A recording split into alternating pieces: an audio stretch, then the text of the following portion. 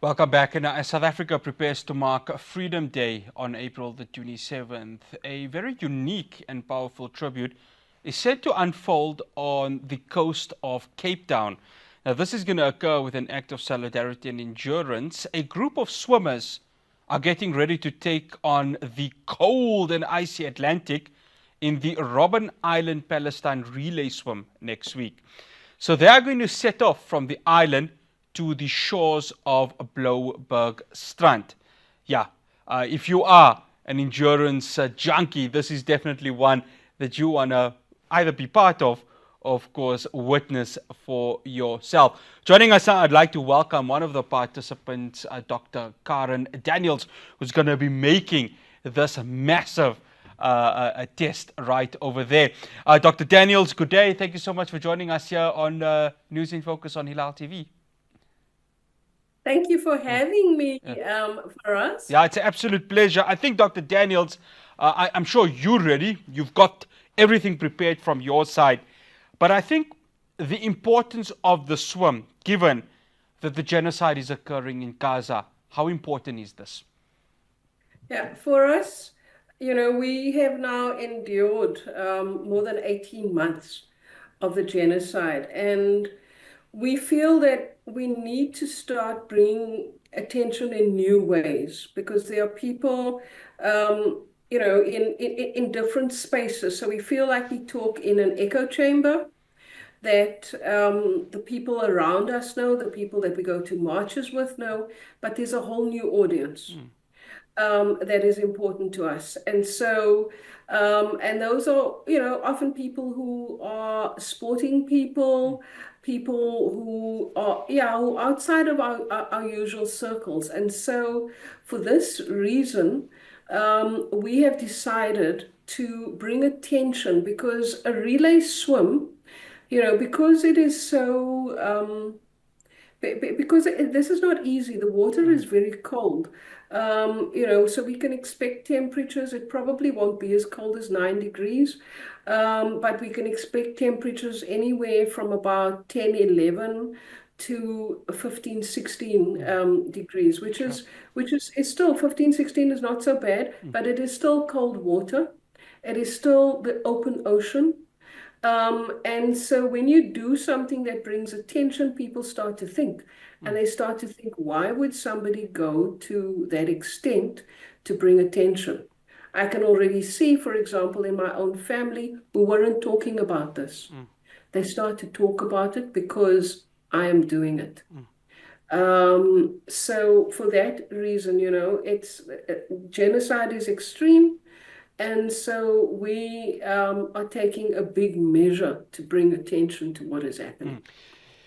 Dr. Daniels, I think as South Africans, we acknowledge, we appreciate, and we are grateful that we have a day such as Freedom Day, and the fact that despite whatever flaws there are, there is 31 years of democracy that we can cherish as a nation. The people of Palestine don't have that very same privilege.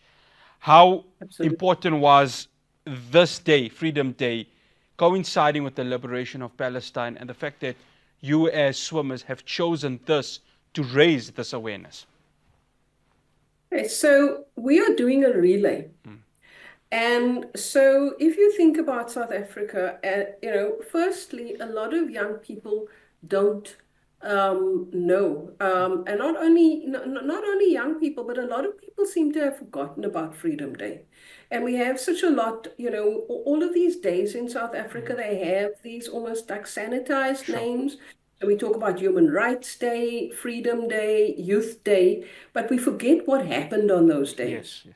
Yeah. And on the 27th of April, 1994, for the first time, we voted in South Africa. It was the first time many of us had the right to vote, that all South Africans above the age of 18 had the right to vote.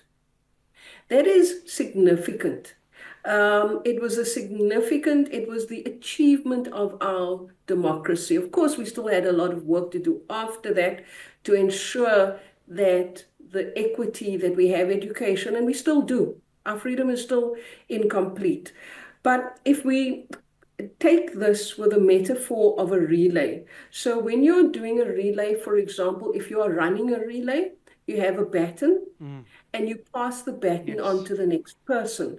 So for us, there is something about achieving our freedom and passing the baton to Palestine, and it's their turn to to experience their freedom. So we symbolically are passing from one to the other. Not everybody swims at the same time. We have 12 people actually that will be in the water. There will be 4 in the water at a time in 3 boats, but we also will have a team that will come from the shore, less experienced swimmers, and we will meet there. So there's a lot of collaboration.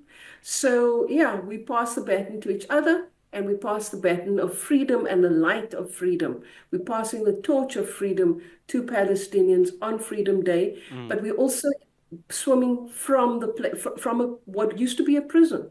So we Yes. know there are so many Palestinians who are still imprisoned.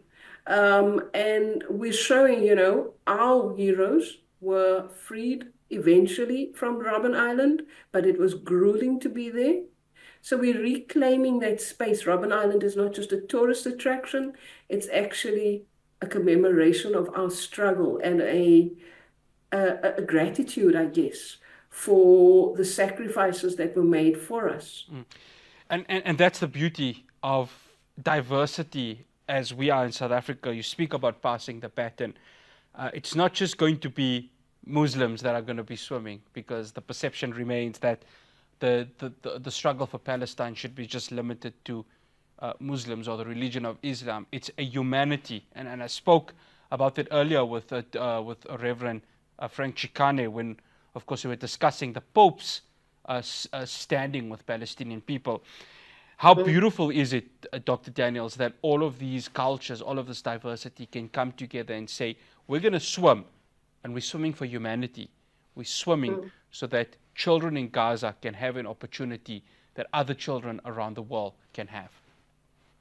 Absolutely. And so, I mean, just again, coming to the swimming, so many of us, no matter what faith, no matter what your background is, when we saw young men try to swim out and die, when they try to get food, it has to touch you, no matter what your religion, no matter what your background. So in our group, there are all kinds of people, people who do not have religion, people who have religion. We have, people who come from the Muslim Judicial Council, but then we have one who is coming from South African Jews for a Free Yes. Palestine. We have another person, a Jewish person who, grew up around the sea, not necessarily within South Africa, in the South African Jews for a Free Palestine. We have an Anglican, we have young, we have old, we have men, we have women. So there's different genders, different sexualities. But what we have in common is that we believe in social justice. So it's not about, and we're clear. We've been very clear that, we are diverse and we need to show our diversity. But, and as you will know, I mean, I'm sure you will ask me about that, but we are raising money for Gift of the Givers. And Yes. when Dr. Imtiaz Sullivan spoke to us, he spoke about building community within South Africa. So even though we were doing something for Palestine, as a diverse group, we were actually doing something for South Africa because we were building community amongst us who did not know each other before. I mean, for me to swim with guys, it's quite something. I mean, it's not something I used to swim, mostly with women before. So I'm learning that, learning to be in community with different people. Dr. Daniels, one final question. We've just got about 2 minutes left. Everyone who's watching at home is asking, okay, so what is the end game? I think both you and I know the end game is quite simple: raising awareness to the genocide that is happening in Gaza and Palestine overall, its liberation, its fight to have freedom. And I think Yeah. that's about that just sums it, isn't it, Dr. Daniels?